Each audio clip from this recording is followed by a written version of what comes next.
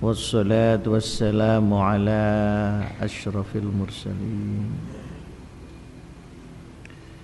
Sayyidina wa maulana wa syafi'ina wa uswatina wa habibina wa qurrati a'yunina Muhammadin sallallahu alaihi wasallam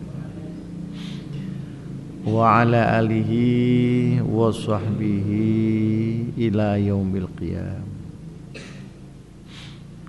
Subhanaka la ilma lana illa ma 'allamtana innaka antal alimul hakim.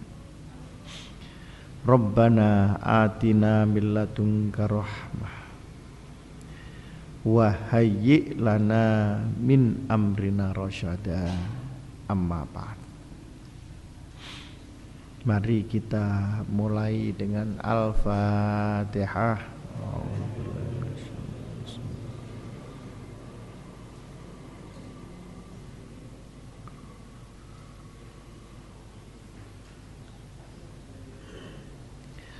Anak-anak sekalian,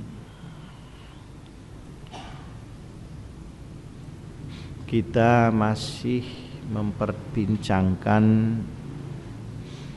tentang perkembangan hukum Islam dari masa ke masa. Sebagaimana saya sampaikan bahwa pecah belahnya umat Islam dipicu oleh masalah politik, masalah kekuasaan, dan masalah khilafah. Khilafah artinya kepemimpinan pemerintahan. Gejalanya pada zaman Sayyidina Utsman ibnu Affan yang mengangkat para pejabat dan gubernur dari keluarganya sendiri,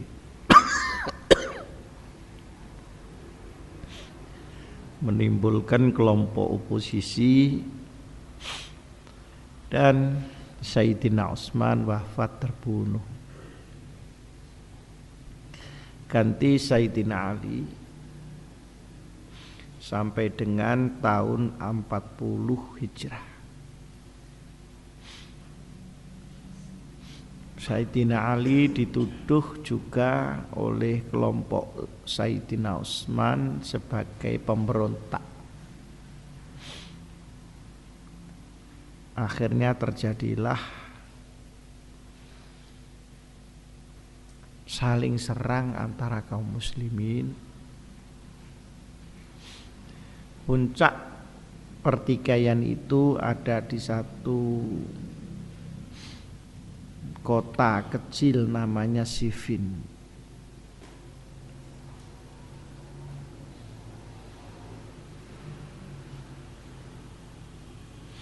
Dari situlah kemudian terjadi peperangan hebat di kalangan kaum muslimin yang mengakibatkan perpecahan golongan-golongan Islam. Ada beberapa golongan yang perlu kau ketahui. Pertama yang namanya Syiah. Syiah adalah yang pro Sayyidina Ali.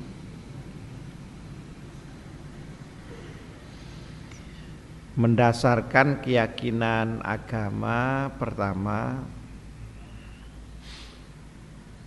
mengenai masalah imamah,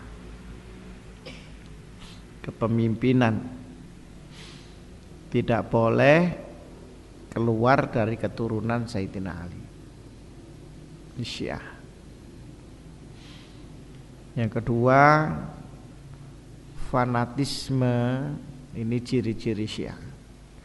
Fanatisme kepada Ahlul Bait, keluarga Rasulullah, yang sangat tinggi dan seringkali berlebih-lebihan.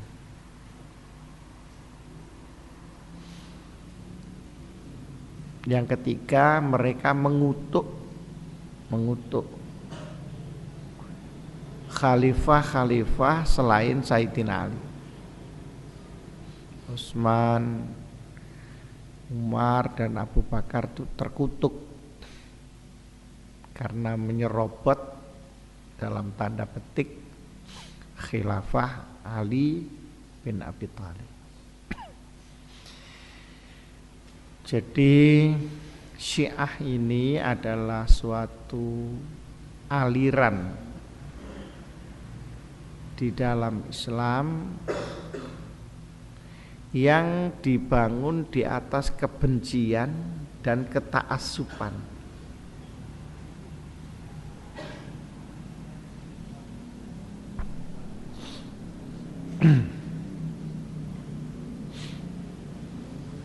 Jadi satu sisi ada ketaassuban pada Sayyidina Ali, di sisi lain kebencian terhadap para sahabat yang lain.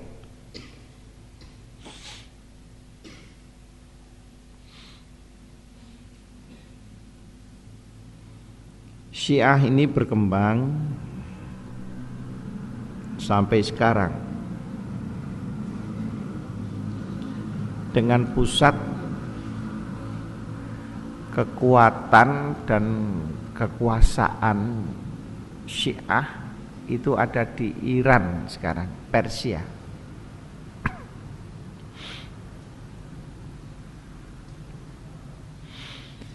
Kelompok yang kedua disebut Khawarij, artinya orang yang membenci Sayyidina Ali.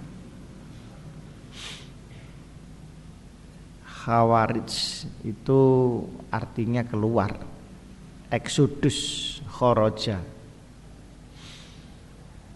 Jadi kaum yang keluar dari kelompok eksodus Khawarij. Mereka mengatakan Sayyidina Ali itu kafir karena telah mengobarkan perang di kalangan kaum muslimin. Jadi ini grup anti Sayyidina Ali sekaligus juga anti musuhnya Sayyidina Ali. Jadi apa itu namanya?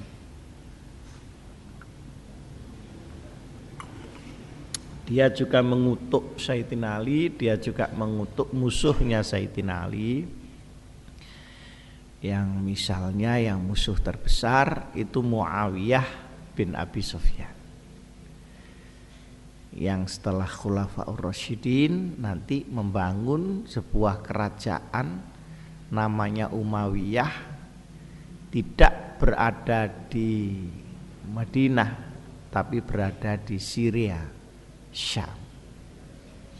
Jadi Iran itu Persia, kalau Syria itu Syam.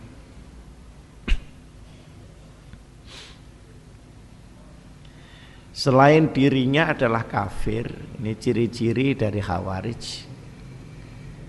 Jadi karena fanatisme sektariannya itu, selain dirinya adalah kafir, selain Khawarij. Lalu boleh dibunuh, boleh dihancurkan, boleh diapakan aja. Maka Khawarij menjadi orang yang sangat ekstrim. Ini seperti Azhari, apa itu kelas-kelas Khawarij. Karena menganggap Indonesia negara kafir, maka boleh diperlakukan dan dibom apapun juga. Jadi selalu ada saja pikiran sekarang yang relevan dengan orang dulu, sekalipun tidak dengan nama yang sama. Ini Khawarij. Yang ketiga yang terkenal aja saya sebutkan, Mu'tazilah. Mu'tazilah ini asal kata dari i'tazala. I'tazal itu artinya menyingkir, kelompok eksklusif. I'tizal, i'tazala artinya menyingkir. Di Mu'tazilah ini kelompok eksklusif bahasa sekarang. Mereka terdiri dari orang-orang pintar dan orang elit di dalam masyarakat. Sehingga Mu'tazilah ini ciri-cirinya pertama dia sangat rasionalis. Karena memang dia orang pinter ya. Para cendekiawan, para kelompok-kelompok menengah ketika itu, maka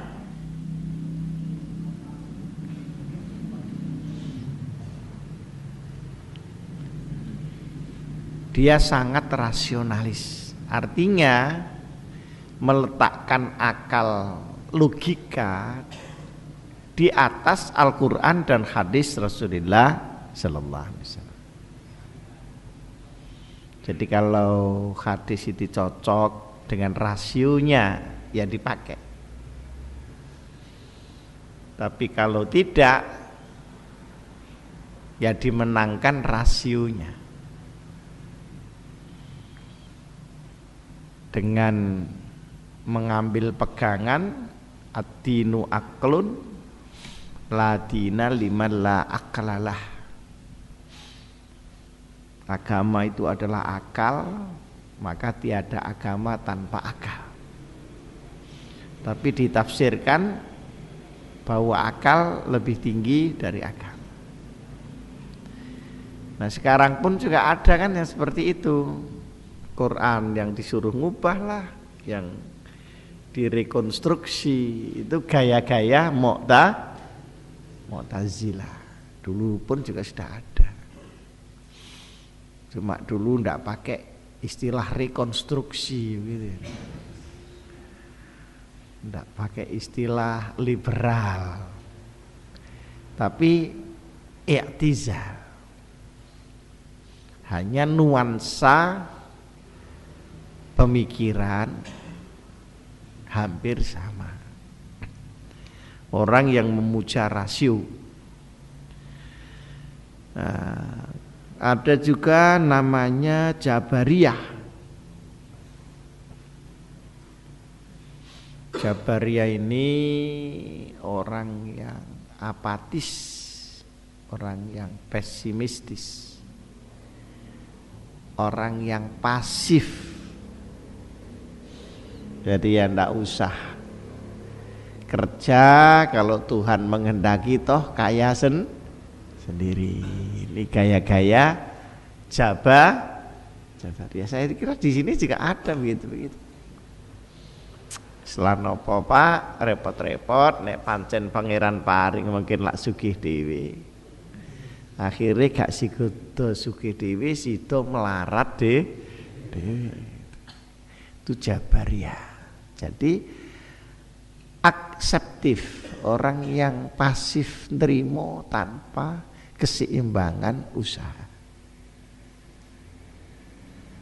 Mungkin ya dilatar belakangi oleh suasana yang dia ndak nututi gitu loh.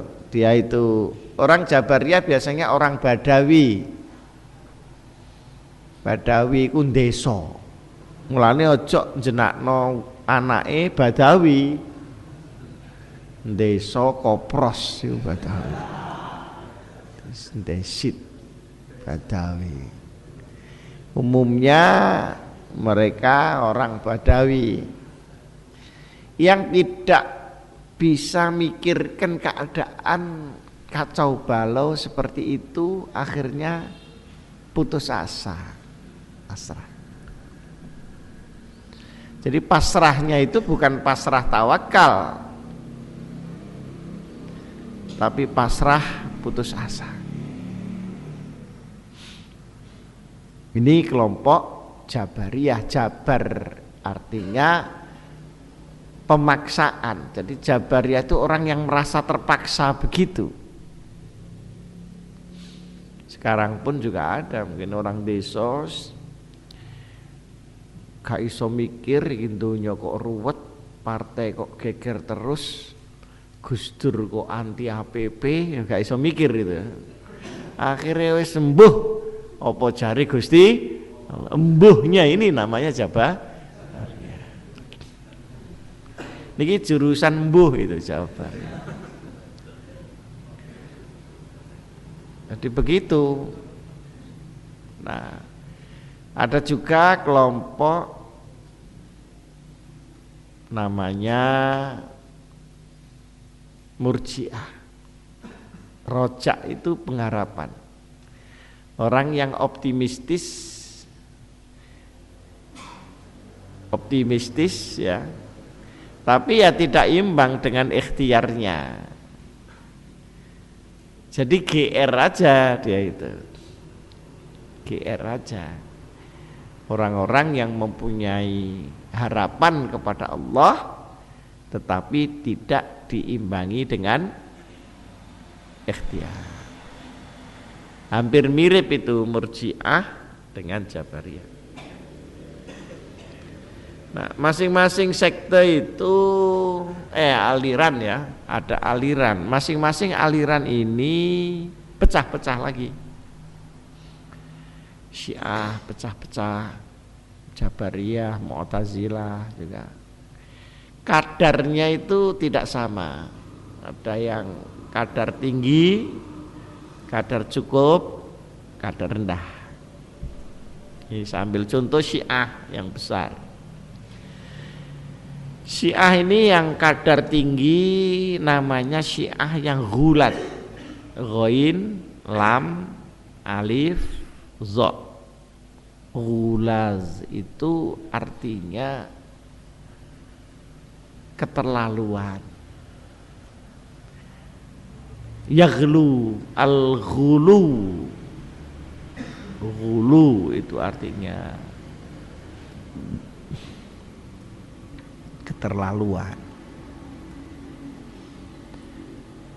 Yang keterlaluan ini mengatakan bahwa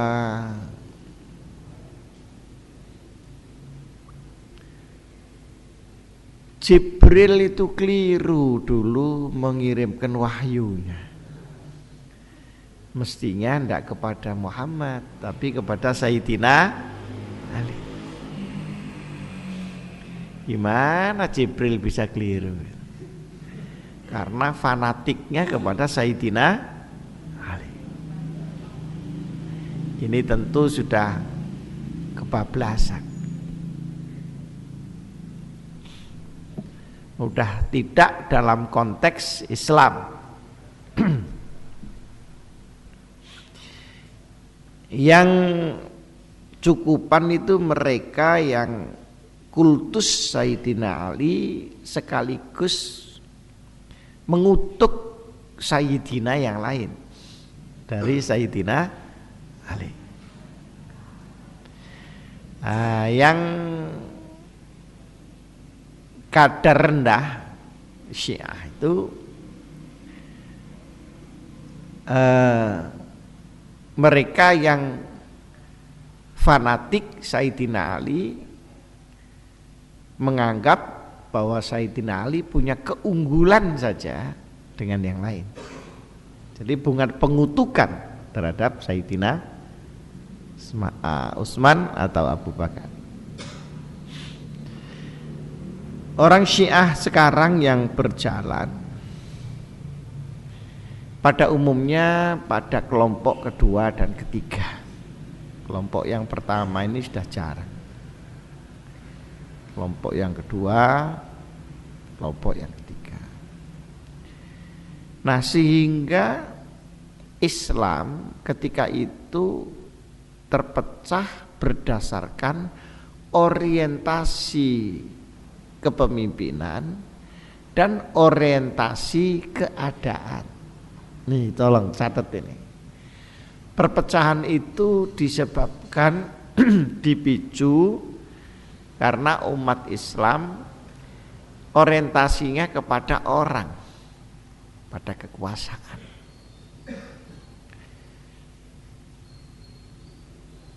Akhirnya ada pro kontra, ada yang skeptis, ada yang optimis, ada yang rasionalis.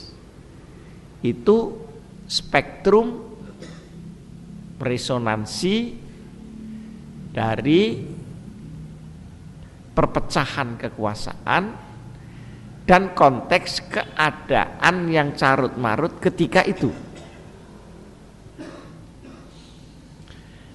Nah, di tengah-tengah itulah maka muncul kelompok ulama yang mayoritas,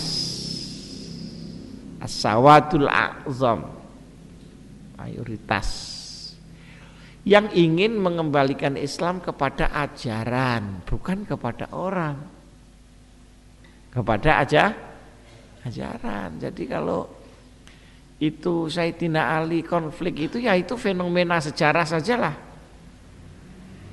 Tidak usah kemudian masuk kepada fenomena ajaran. Nah, yang ingin mengembalikan Islam pada fenomena ajaran itu disebut ahlus sunnah. Ahlu itu di sini artinya kelompok. Sunnah itu ya ajaran Nabi besar Muhammad sallallahu alaihi wasallam. Baiklah, sekarang di tengah carut marut keadaan pro kontra dengan segala peperangannya, marilah kita kembali kepada ajaran. Itu semangatnya, spirit ahli sunnah itu di situ.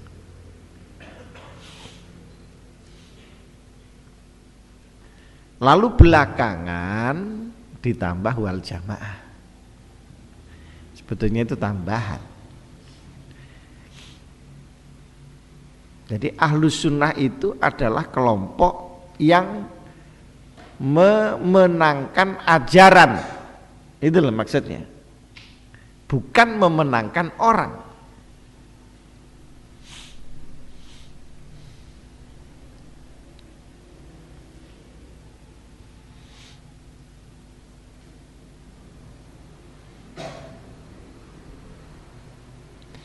Jadi bisa disebut ahli sunnah wal jamaah itu adalah pelurusan kembali ajaran kepada sumbernya. Gitu. Setelah terjadi carut marut itu tadi. Jamaah di sini artinya persatuan dari para sahabat Rasulullah sallallahu alaihi wasallam. Jadi itu tema sentralnya itu sunnah. Strateginya itu jamaah. Sehingga seluruh sahabat Nabi dianggap baik oleh ahlus sunnah itu. Nah, jamaah di sini artinya bahwa para sahabat Nabi harus dianggap baik berdasarkan hadis Rasulullah sallallahu alaihi wasallam. Ashabi kan nujum iniqtadaitum ihtadaitum.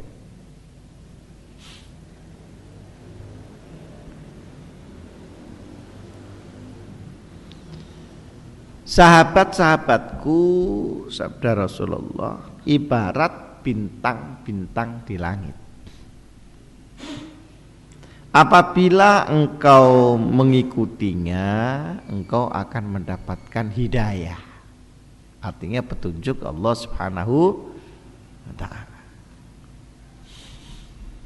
Jadi ahli sunnah ini secara ideologis, secara religius adalah gerakan kembali ke ajaran, secara strategis adalah gerakan untuk menyatukan kembali penghormatan umat Islam kepada para sahabat Rasulullah sallallahu alaihi wasallam. Hormatilah Abu Bakar, hormatilah Umar, hormatilah Utsman, hormatilah Ali sebagai orang-orang yang berjasa. Tapi pertikaian di kalangan mereka adalah urusan mereka kepada Allah. Ini ahli sunnah. Biasa. Sekarang pun kiai gegeran sama kiainya itu ada apa enggak? Bukan hanya ada, penuh sesak. Kadang enggak cocok karena oyo-oyoan santri, enggak cocok karena partainya enggak sama, ya toh? Karena enggak cocok karena bunyainya enggak cocok. Sehingga yainya melok ora cocok. Aduh, sudah kalau kamu dengar yang di Jombang, yang di mana-mana. Bukan hanya ada Nah, itu jangan menyangkut kiainya, itu adalah menyangkut fenomena orang per orangnya. Jujurnya gitu. Jadi yang geger itu bukan unsur kiainya, tapi unsur setan yang nangkring di kiai itu. Dan selama bukan Rasulullah, mesti kepencelokan itu. Di setannya santri ya kelas santri. Nah, setannya kiai ya kiainya setan. Tergantung kelas penggodanya. Kalau seperti kamu belum digoda sudah tergoda sendiri. Lah yang belum tergoda belum digoda sudah tergoda, itu kader namanya. Jadi setan melihatnya enak, tenang, nah, sudah kita istirahat, kader kita sudah jalan. Karena belum diganggu sudah terganggu sendiri. Itu waktu saya ditanya oleh orang India Islam. Amerika itu nyerang di mana-mana, tapi Indonesia kok enggak pernah diserang ya. Saya jawab, Indonesia itu enggak usah diserang, sudah kalah sendiri. Jadi apa? Ini al-jamaah itu diambilkan dari strategi ma'ana alaihil yaum wa ashabi. Jadi mengambil dari moto bahwa ahli sunnah itu adalah apa yang saya lakukan sekarang dan apa saya Rasulullah dan apa yang dilakukan oleh para sahabat sekarang.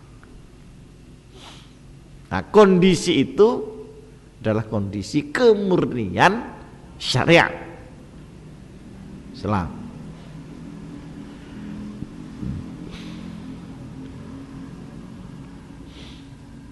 Jadi kalau disebut ahli sunnah wal jamaah adalah kelompok yang meluruskan ajaran berdasarkan proses kesejarahan Islam. Itu. Ya, ini penting ini. Jadi kalau ada kiai gegeran kembalinya kepada ajaran, bukan kepada orang. Kalau para sahabat gegeran, ya begitu. Kan itu sudah ada Qur'annya.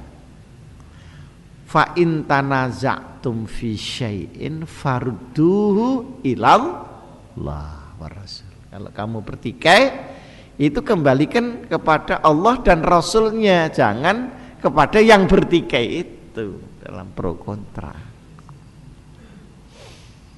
Nah, cuma masalah yang menjadi penting adalah bagaimana cara kembali kepada Allah. Karena cara kembali kepada Allah dan Rasulnya memerlukan pertama pendekatan ilmiah, pendekatan sejarah, dan pendekatan amaliyah. Bagaimana kamu akan kembali ke Quran, hadis kalau kamu membaca Quran juga tidak bisa? Mau kembali kemana? Kamu mau kembali ke Al-Hikam, padahal Malang saja tidak tahu gimana. Tidak bisa begitu. Jadi kembali ke Quran dan hadis itu satu ungkapan yang sangat indah, tetapi sangat sulit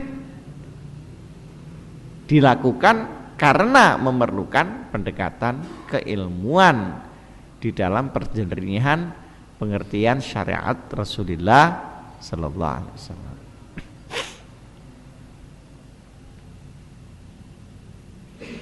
Nah,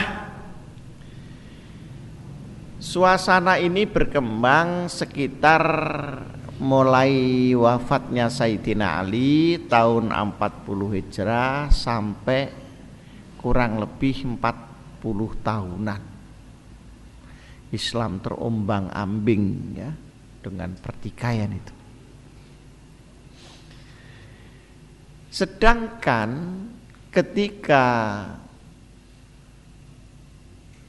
Sayyidina Ali wafat, itu artinya generasi sahabat besar selesai. Generasi Khulafaur Rasyidin. Nah, tinggal generasi setelahnya. Nah, generasi setelahnya itulah yang disebut generasi tabi'in. Tabi' itu artinya apa? Hah? Bukan tabi' begini. Tabi' artinya bahasa Arab, pengikut.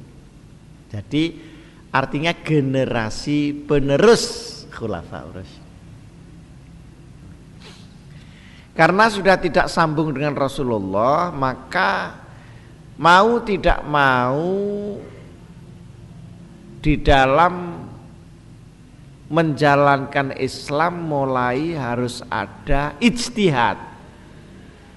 Jadi ijtihad, pemikiran bagaimana sesungguhnya Islam itu, ini mulai tumbuh. Karena yang ditanya sudah meninggal Rasulullah. Yang kedua, mau tanya kepada sahabat yang menangi Rasulullah, generasi ini juga sudah habis. Maka nggak ada yang ditanya. Karena tidak ada yang ditanya, dia terdolong untuk melakukan ijtihad atau kajian-kajian ilmiah tentang Islam. Zaman sahabat tidak ada kajian itu karena cuma nginget-nginget saja dulu Rasulullah bagaimana. Waktu zaman Rasulullah juga tidak ada kajian, tidak ada ijtihad karena semuanya tanya kepada Rasulullah, tidak mikir. Tapi zaman tabi'in tidak bisa.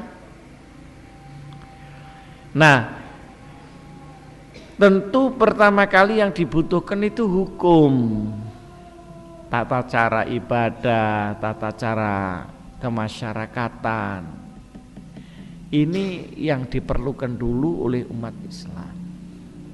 Maka kajian yang pertama kali dilakukan adalah kajian hukum. Nah, kajian hukum itu lahirlah ilmu namanya ilmu fikih. Jadi ilmu fikih itu adalah segi hukum di dalam Islam. Jadi satu segi ya, segi hukum di dalam Islam.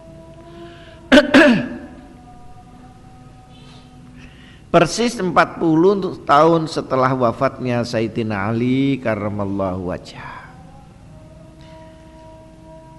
lahirlah seorang imam namanya Imam Abu Hanifah Nu'man bin Tsabit. Persis 40 tahun setelah Khulafaur Rasyidin.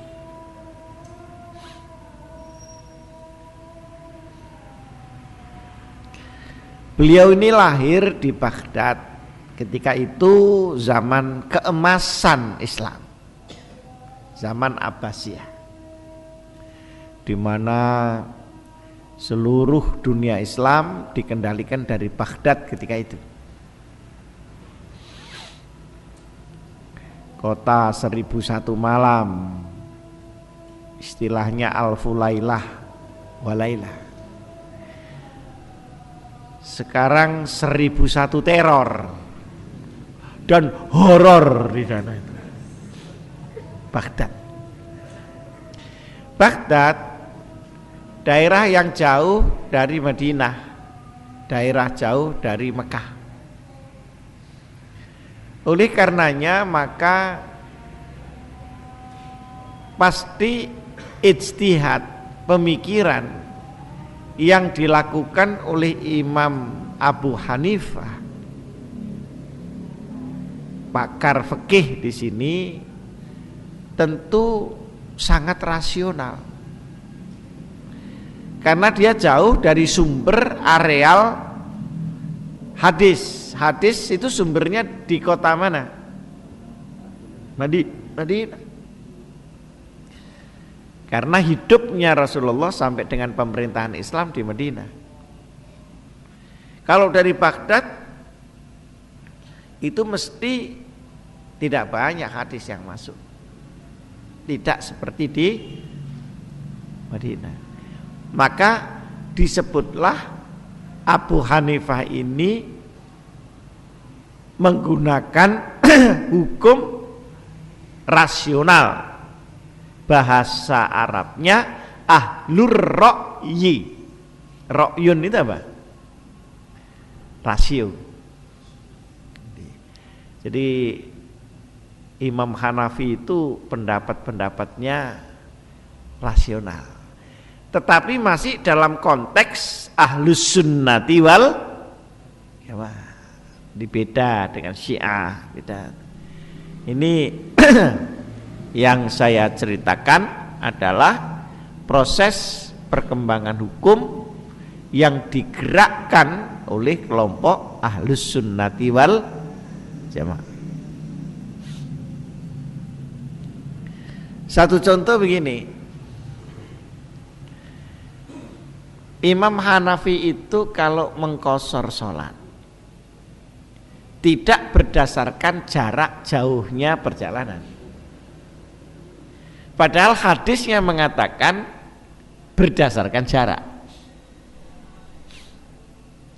Kalau sudah satu marhalah, dia boleh melakukan jamak dan qashar.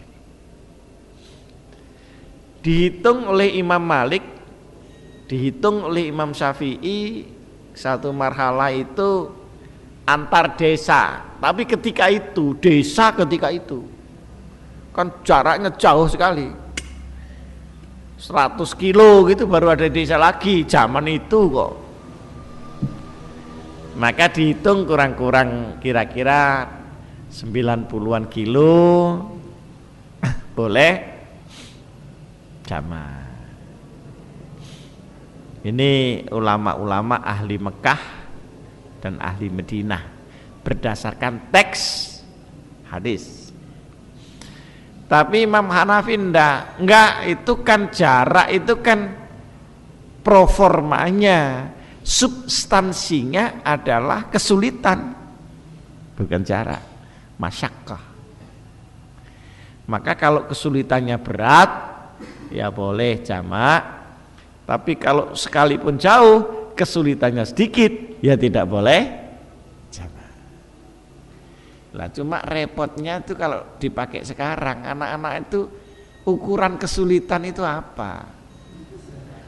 Kok ngantuk dianggap sulit. Nah, kita menghadapi kesulitan berat apa? Ngantuk. Masyakkah.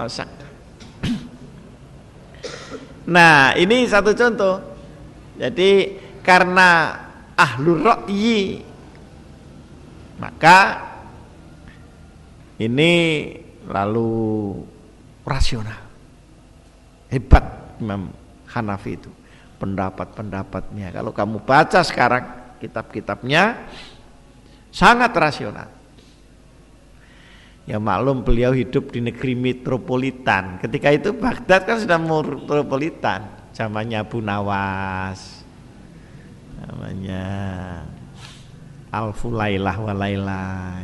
Jadi pemikirannya itu kontemporer ketika itu. Bayangkan hadisnya bilang jarak, beliau ambil keputusan kesulitan kok. Setelah dikejar, loh ini kan bunyinya kesulitan. Iya, itu kan proformanya, ngerti proforma? Itu kan ungkapannya, tetapi esensinya adalah kesulitan. Karena kalau jauh mesti sulit. Ketika itu, ini satu contoh.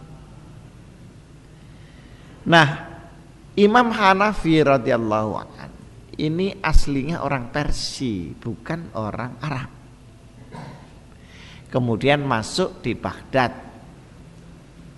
Karena nama Nu'man ini dari kelompok Marzuban. Marzuban itu kelompok orang-orang Persia yang terhormat. Jadi kelas elit juga itu Imam Hanafi.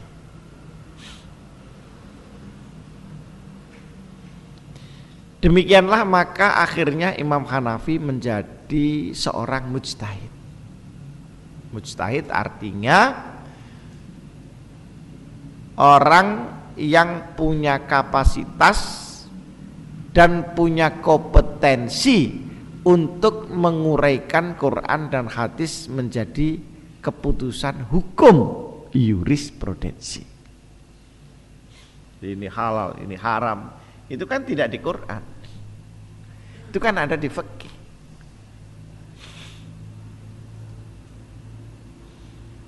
Makruh, sunat itu adalah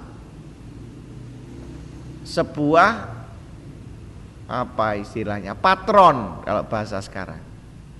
Jadi ketentuan-ketentuan yang dihasilkan dari pokok ajaran Al-Quran dan hadis Rasulullah Sallallahu Alaihi Wasallam.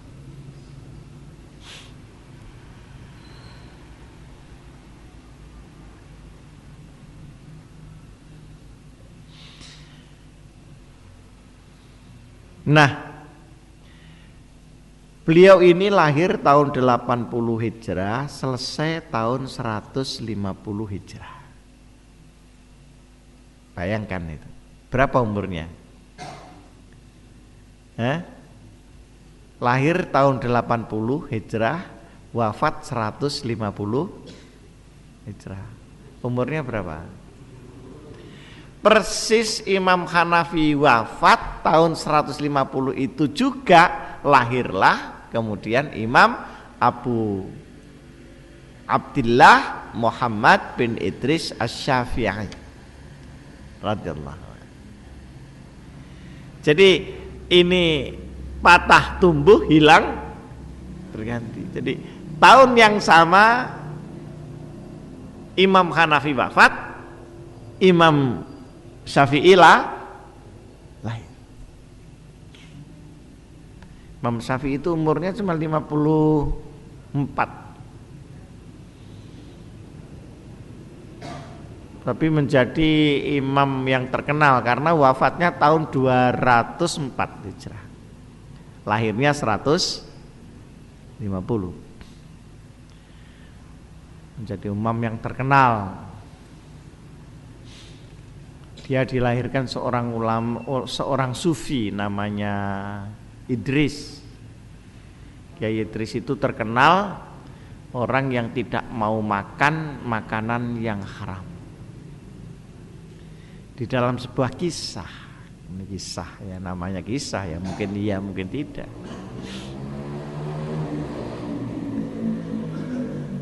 Kiai Idris ayahnya Imam Syafi'i itu satu ketika berjalan-jalan di tepi sungai. Lalu ada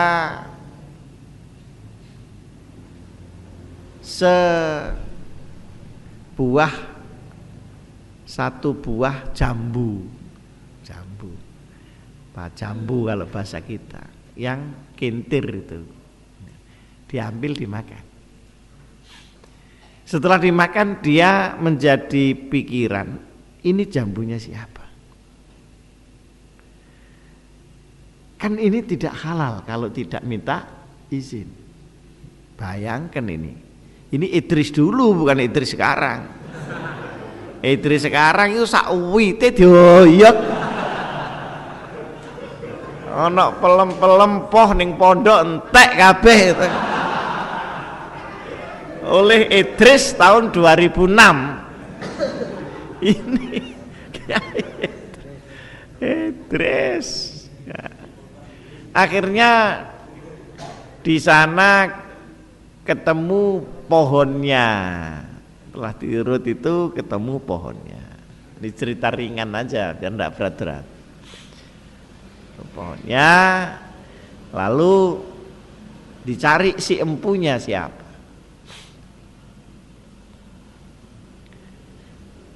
Ketemu. Saya datang sini untuk meminta ridhonya.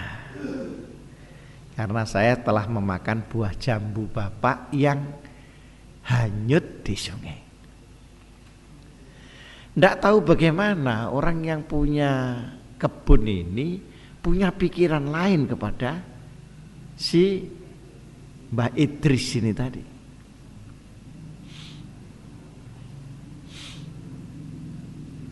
Sangat kagum. Karena kagumnya dia punya akal untuk mengikat orang ini. Dia bilang tidak bisa, tidak saya maafkan. Kecuali kalau kamu harus kerja di sini di kebun 2 tahun tanpa dibayar. Wah, ini ternyata ini yang punya kebun ini punya siasat juga itu. Nah, untuk supaya mendapatkan halalnya Kiai Idris ini diterima. Iya sudah, saya kerja di sini sebagai tukang kebun 2 tahun. Makan ikut juragan. Setelah 2 tahun dia mau pulang. Tidak boleh.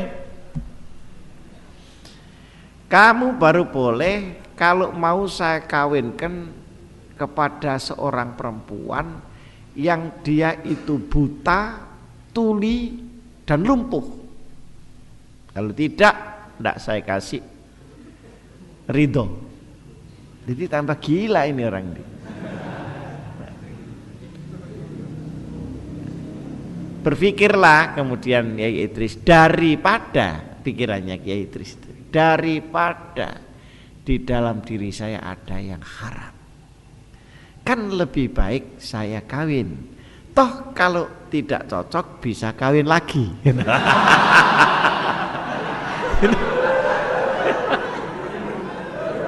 Daripada di dalam diri saya kemasukan barang yang haram. Diterima. Ternyata perempuan yang dimaksud adalah anak si juragan itu sendiri. Sayang di sini tidak disebut nama juragannya itu. Kemudian udah bismillah diakadkan. Dan diakadkan cara ketika itu laki perempuan tidak ketemu.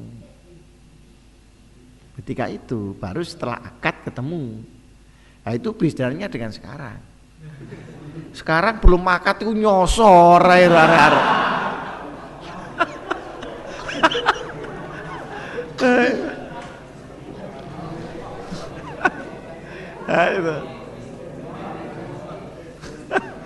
Nah, akhirnya setelah diakadkan baru diketemukan.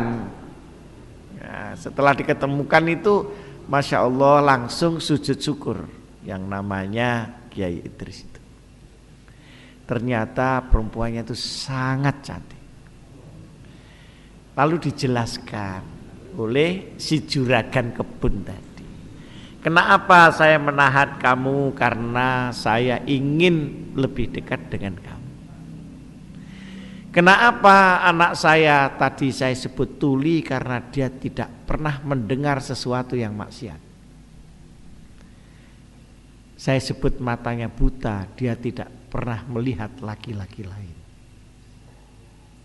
Nah, ini bedanya dengan selebriti di sini. Saya bilang lumpuh karena dia tidak pernah keluar dari rumah ini. Wah, ya perayaan yang namanya Mbah Idris itu tadi. Nah, karena jadi si tukang kebun ini sebenarnya sedang menyandera karena tertarik dengan kebersihan orang itu.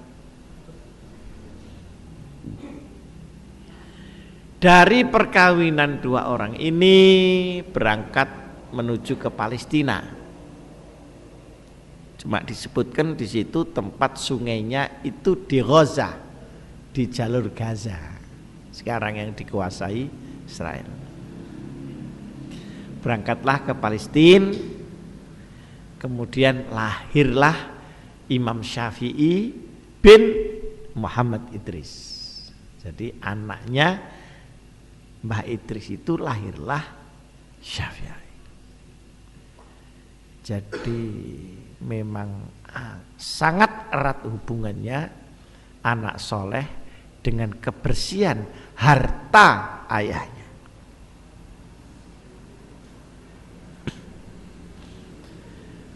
Jadi kamu kalau ingin punya anak yang soleh, hati-hati makanan. Kan gitu. Sekarang itu sudah namanya soleh itu loh, ndak soleh. Padahal namanya soleh.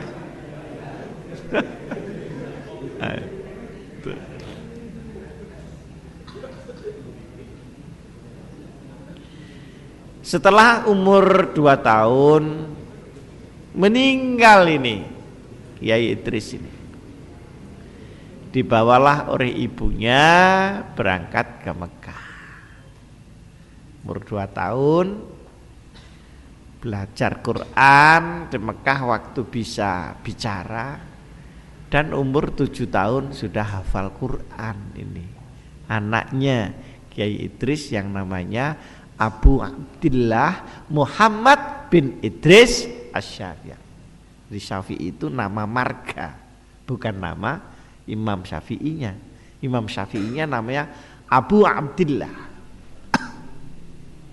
Muhammad bin Idris. Ini ceritanya Kiai Idris.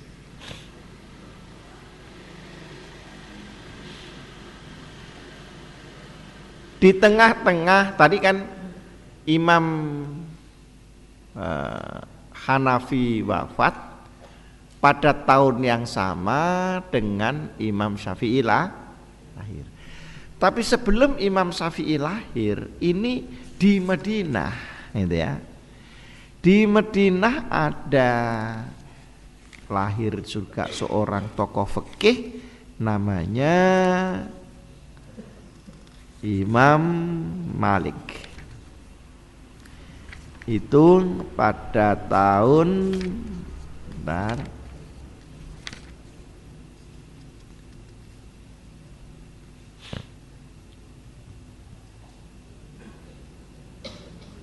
Malik bin Anas.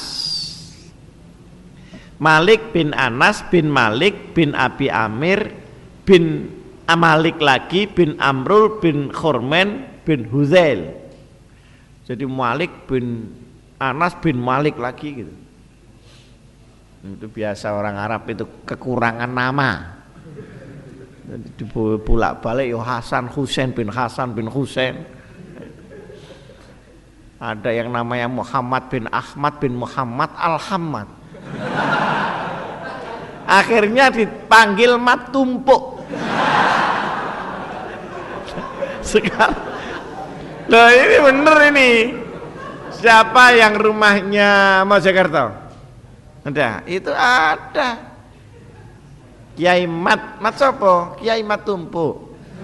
Karena namanya Kiai Ahmad. Kiai Ahmad bin Muhammad bin Ahmad Al. Jadi kalau pengajian ya Al Mukarrom Kiai Tumpuk. Saya sering ngaji di sana. Nah, Imam Malik ini tahun 93 sampai 179. Jadi 13 tahun setelah lahirnya Imam Hanafi. Jadi Imam Malik sama Imam Hanafi itu satu periode. Imam Hanafi umur 13 tahun, lahir di Madinah. Imam Malik selisihnya 13 tahun. Tadi kan pantaran ini. Berarti ada dua imam satu periode. Satu di pusat kota Baghdad dan satu di pusat kota Madinah. Perhatikan bagaimana Allah mengatur itu. Jadi orang belajar sejarah itu kalau dia cermat, kalau dia mau angen-angen, akan kelihatan betapa Allah menata zaman itu. Tahun 40 meninggal Sayyidina Ali. Kacau ada. 40 tahun kemudian lahir ilmuwan namanya Imam Hanafi. Imam Hanafi di pusat kota Baghdad, tempat pemerintahan Islam, tetapi bersamaan dengan itu yang di Madinah juga dikasih oleh Allah ulama. Anas bin Malik. Tempatnya kan jauh. Nah, karena Madinah tempatnya hadis kan, tempatnya riwayat, karena Rasulullah hidup di situ, maka logis kalau Imam Malik ahli hadis, bukan ahlur ra'i. Paham kamu? Betapa pengaruh lingkungan terhadap pemikiran orang itu.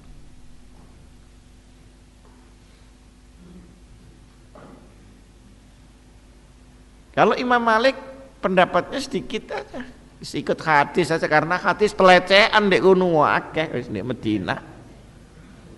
Tinggal ngambili aja. Jadi umpomo kalau uang uripe ndek Batu soal wortel karo kubis kan gak badal kurang. Tapi nek di Washington sana soal kubis itu kan mahal.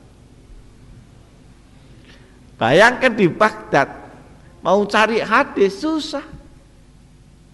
Sementara di Madinah memang pusatnya hadis Rasulullah. Jadi Imam Malik ini ahli hadis tekstual. Jadi kalau teksnya begini, ya udah Imam Malik nggak mau ubah-ubah lagi, nggak mau mikir-mikir lagi. Maka disebut ahlul hadis. Artinya dia tidak menggunakan rasio sepanjang hadis itu ada. Nah, oleh karenanya itu kalau bahasa sekarang disebut aliran konservatif. Aliran teks, aliran konservatif. Jadi kalau misalnya orang berzina harus dipukul pakai pecut, ya sudah, diganti selain pecut ya enggak boleh, gitu. Karena hadisnya bunyi pecut. Nah, setelah di Baghdad ndak ono pecut, ono pentung ya dipentungi ae kan begitu. Nah, sini jadi ada faktor budaya, faktor lingkungan, environment yang mempengaruhi pendapat seseorang di dalam menganalisa Al-Qur'an dan hadis Rasulullah sallallahu alaihi wasallam. Gitu. Tapi saling menghormati antara Imam Hanafi dan Imam Malik. Nah, ketika Imam Hanafi wafat, lahir Imam Syafi'i datang ke Mekah, bukan ke Madinah. Dari Palestina tadi ya, saya sebutkan. Ibunya namanya Fatimah. Datang ke Mekah, cerdas luar biasa. Salah satu kisah Imam Syafi'i itu mukanya bersinar dan ingatannya yang mengagumkan. Jadi seakan-akan apa yang dia lihat dia tidak lupa lagi apa yang dia dengar. Jadi seperti memori gitu, seperti handphone sekali sudah di save begitu gak melak-melak mana kecuali salah pencet. Nanti kalau sudah nama nomor di save masuk di memorinya Imam Syafi'i itu sudah tidak lupa-lupa lagi. Satu ketika Imam Syafi'i sudah agak tua di Mesir, ada beberapa hadis yang lupa, beberapa aja. Padahal Imam Syafi'i hafal lebih 100.000 hadis. Beberapa saja lupa. Itu istighfarnya ndak selesai-selesai. Sampai memori itu kena delete kalau misalnya model komputer itu. Nangis-nangis sampai kepada gurunya. Di Mesir ada gurunya namanya Imam Waqi'. Di Kairo ada ada kuburannya berdekatan. Kira-kira jaraknya sekitar 100 meter dari kuburnya Imam Syafi'i itu di Mesir. Imam Waqi'. Kemudian lapor kepada Imam Waqi'. Imam, kena apa? Ada beberapa hadis saya yang lupa. Kenapa? Jawabnya Imam Waqi', istighfar, nanti kembali. Istighfar terus, akhirnya ingat lagi. Oleh karenanya orang yang ahli zikir itu insya Allah kalau tua tidak pikun. Tapi kalau ahli ngaco itu si enom pikun. Ahli ngaco sana sih. Nah, kemudian ditulis dalam sebuah syair ketika Imam Waqi' meninggal. Itu ada syairnya Imam Syafi'i yang bunyi, syakautu ila waqi'in su'a hifzi fa arsyadani ila tarkil ma'asi fa akhbaroni bi annal ilma nur wa nurullah la yuhda lil asi. Satu ketika saya mengeluh kepada Imam Waqi' tentang menurunnya ingatan saya. Kemudian Imam Waqi' mengatakan untuk meninggalkan maksiat. Karena ilmu itu nur, cahaya Tuhan. Dan cahaya itu tidak diberikan kepada orang yang maksiat. Orang maksiat akan merefuse itu, nolak. Nah, ini ilmu yang nur itu ilmu bagaimana? Ilmu yang bisa menyelamatkan kehidupan dunia akhirat. Ilmu itu yang dimaksud ilmu yang begitu, bukan ilmu instrumental. Kalau ilmu instrumental kan misalnya teknik, misalnya pertanian itu, tapi ini ilmu hidup, ilmu kehidupan. Itu di situ ada nur Allah. Maka kalau orang belajar agama bersama dengan maksiat, itu dia akan ahli agama tapi tidak memiliki agama. Hati-hati ini kan. Beda dengan orang sufi dengan dosen tasawuf kan beda. Kalau sufi itu kalau dapat uang dia tanya uang ini dari mana, ya, seperti Kiai Idris tadi. Kalau dosen tasawuf itu kalau tidak ada uangnya tanya mana uang saya kan. Kecuali kalau si dosen itu jadi sufi, bukan hanya mengerti tentang sufi. Ini yang dimaksud ilmu nurun, itu di situ. Bukan ilmu nurun terus nyontek. Nah, Imam Syafi'i ini belajar dengan ulama-ulama di Mekah, kemudian pindah belajar ke Imam Malik. Dalam keadaan Imam Syafi'i sudah hafal semua kitab Imam Malik termasuk Muwatta. Di waktu datang mau nyantri dari Mekah ke Madinah itu naik onta 8 hari. Kalau onta Mekah Madinah itu 8 hari 8 malam. Kalau sekarang naik mobil 4 jam. Kalau dikebut pakai kepris jaraknya kira-kira sini Jember lah Mekah Madinah itu. Di dalam perjalanan 8 hari 8 malam itu Imam Syafi'i Imam Syafi'i mengkhatamkan Quran 16 kali. Nah, coba kamu bisa bayangkan itu. Nah, kalau kita naik kereta api 1 hari 1 malam bisa menghabiskan 2 TTS.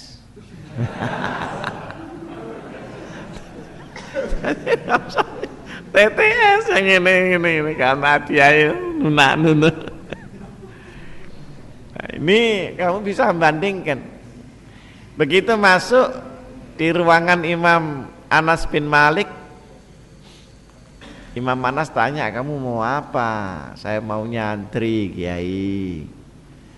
Mana sudah punya kitab Muwatta apa belum? Imam Malik itu kaya. Jadi semua santri yang dibebaskan, dikasih kitab, dikasih makan. Imam Malik tanya, kamu mau apa? Mau nyantri saya di sini. Lalu sudah punya kitabnya Muwatta? Dijawab oleh Imam Syafi'i, alhamdulillah saya sudah hafal isinya.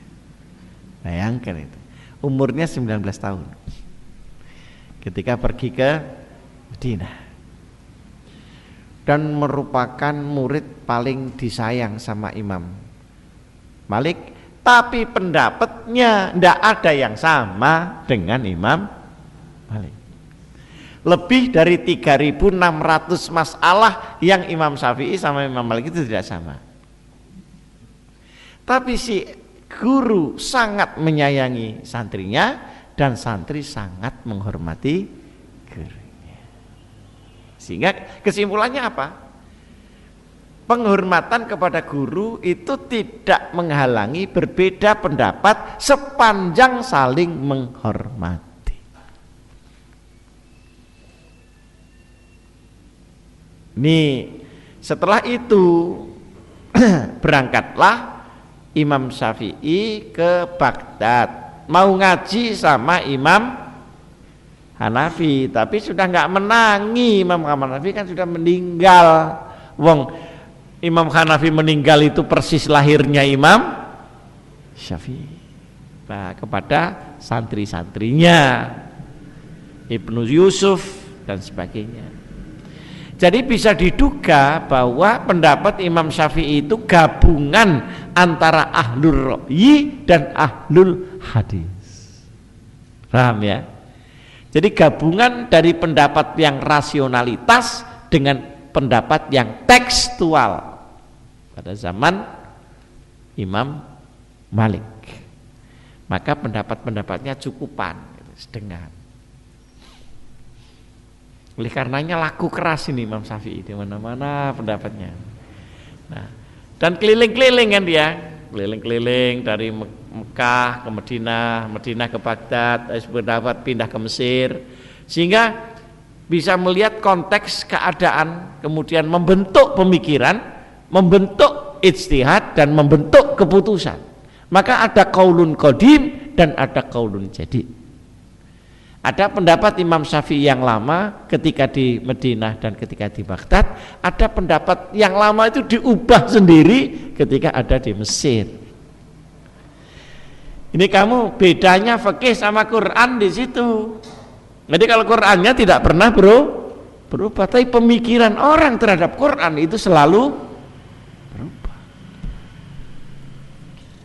Ini insyaallah nanti kita akan melihat bentuk-bentuk perbedaan-perbedaan itu. Nah, kemudian Imam Syafi'i mempunyai murid namanya Ahmad bin Hambal, yang terkenal kemudian namanya Imam Hambali. Jadi 4 orang ini sebetulnya serangkai, saling berhubungan, saling mengangsu kawruh, dan saling punya pendapat yang tidak sama tetapi masih dalam kerangka Al-Quran dan hadis Rasulullah Sallallahu Alaihi Wasallam. Nah, kenapa banyak sekali mazhab fikih di dunia ini tidak bisa bertahan seperti 4 orang itu? Karena yang 4 orang itu punya manhaj, punya frame of thinking, punya kerangka pemikiran terhadap Quran dan hadis, sehingga melahirkan hal-hal seperti hukum fikih itu. Kalau yang lain-lain itu mufti, jadi nelemong itu pendapatnya tentang sesuatu. Nah, itu. Tapi kalau 4 ini memang dia punya kerangka ilmiah yang bisa diuji untuk menafsirkan Al-Quran dan hadis menjadi hukum Islam. Allahumma sholli ala sayyidina Muhammad wa sallim radhiyallahu anhu sahabat Rasulillah ajma'in walhamdulillahi rabbil alamin. Rabbana hab lana min azwajina wa dzurriyyatina qurrata a'yun waj'alna lil muttaqina imama. Rabbana wa atina ma wa'adtana ala rasulika wa la tukhzina yaumal qiyamah innaka la tukhliful mi'ad. Rabbana atina fid dunya hasanah wa fil akhirati hasanah wa qina azabannar. Subhana rabbika rabbil izzati amma yasifun wa salamun alal mursalin walhamdulillahi rabbil alamin. Anak sekalian, sebelum saya tutup, saya ingin memberikan informasi mungkin sampai dengan tanggal 20 Juni. Sekarang tanggal berapa? Saya lebih banyak di Jakarta karena akan menyelenggarakan konferensi internasional ulama seluruh dunia. Penanggung jawabnya saya. Jadi saya harus nunggu di sana, jangan sampai ini tidak sukses. Ini sudah untuk yang kedua kalinya, sehingga nanti kalau saya terpaksa tidak pulang, ya biar diganti Pak Nafi. Al-Fatihah.